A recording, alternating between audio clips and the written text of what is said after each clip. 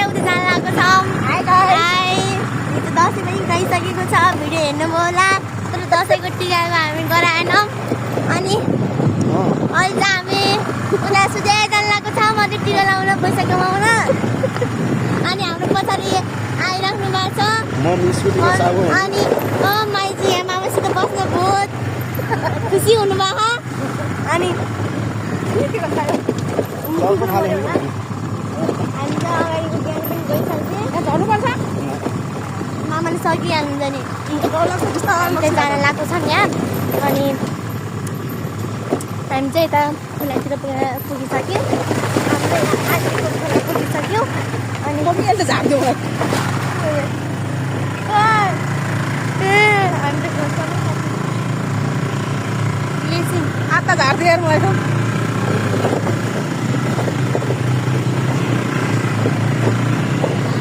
हाम्रो कसरी आइरहेको छ यहाँ। अनि ठेला हेर्नु हाम्रो फेरि माउले चलाइसक्नु भएको यहाँ स्कुटी। अनि पछाडि बाजे हुनुहुन्छ।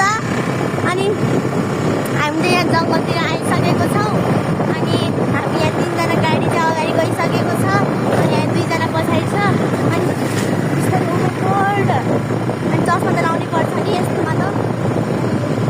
चस्मा ठोकिदिएको मैले। अनि पछाडि बाजे त निस्कि अगाडि चाहिँ फर्स्टमा नाम त हो नि मेरो मामु र मामु अगाडि जानुभयो स्कुटीमा। अनि सेकेन्डमा चाहिँ मामा माइजू।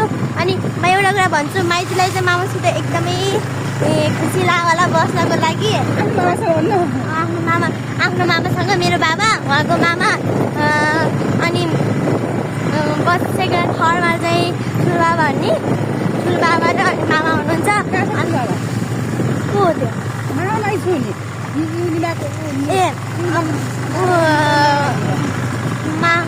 मामा र 2टा मामा हुनुहुन्छ। अनि हामी चाहिँ आफ्नो मामु र म छौँ। अनि पछाडि चाहिँ बाजे निक्की बजे हुनुहुन्छ। अनि हामी चाहिँ अहिले यता जङ्गलतिर छौँ। अनि मलाई चाहिँ भ्लग बनाउँदाखेरि चाहिँ मामु चाहिन्छ क्या। अनि किनभने भाइरल भइन्छ नि त, नाक नपट्याउनु न। अनि बाजे चाहिँ हाँसिराख्नु भएको मैले भ्लग बनाएको। अनि हामी चाहिँ यता जङ्गलतिर भएर हामी गइरहेछौँ। र हामी चाहिँ 2टा लास्टमा छौँ। तर उहाँ चाहिँ अगाडि गइसकेको छन्।